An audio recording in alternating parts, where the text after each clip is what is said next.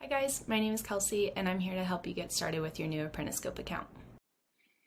In the last video, we went over the General tab and the Progress tab within an apprentice's profile, and now we're going to keep moving on to the next tabs. So in the Grades tab, this is a place where you can keep track of all grades towards certain exams, projects, tests, etc. You can see their progress over time.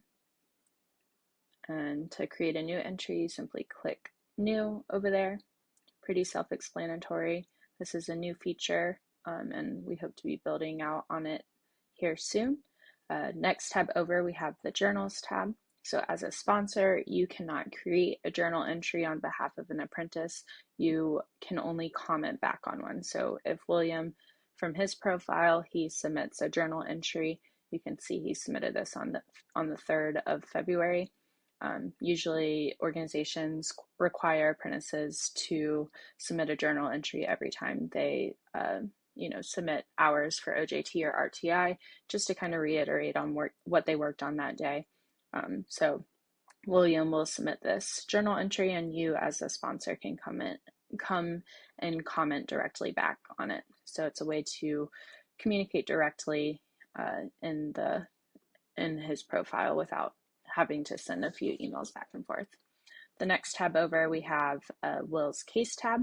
So we have a few different sections here. We have the Notes section, Communication section, and Supportive Services.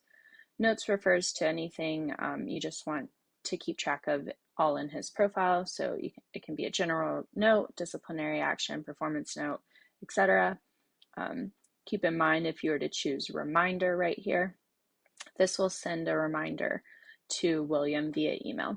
So if you want to avoid having to go out of the platform to send an email, you can come in here, click New Note, select it as a reminder, and whatever's in this body here will be sent as an email to William, and you can attach files to it. You can also associate competencies. So if he worked on something that day, but you'd like for him to speak on what he worked on exactly a little more, you can send him a reminder to submit a journal entry, for example. Next section down, we have communications.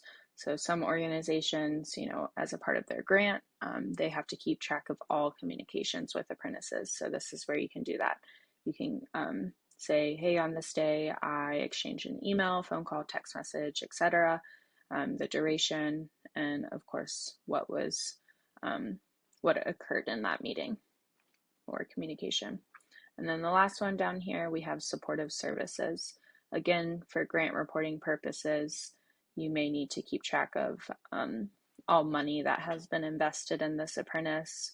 So you can, give a general description. Is it paid, unpaid, amount requested, determined, and how much was issued? And then the last tab, we have the Reports tab. So a lot of the reports that you were able to run from your apprentice overview page, you can do from the individual profile as well in their Reports tab. So the apprentice agreement, if I were to select this report here, it is going to pull information from William's General tab. So he is located in Florida. If I were to edit his profile, you can see that his state is selected as Florida, has the zip code, and all this information. And then when I come to his Reports tab and click on the Apprentice Agreement button, it's going to automatically generate a 671 form or an apprentice agreement, depending on if you're an OA state or an SA state, for whichever state William is in based off of his General tab. So you can see that all of this information is already inputted automatically by the system. And you can simply print it out, have them sign it, and upload it back to their profile.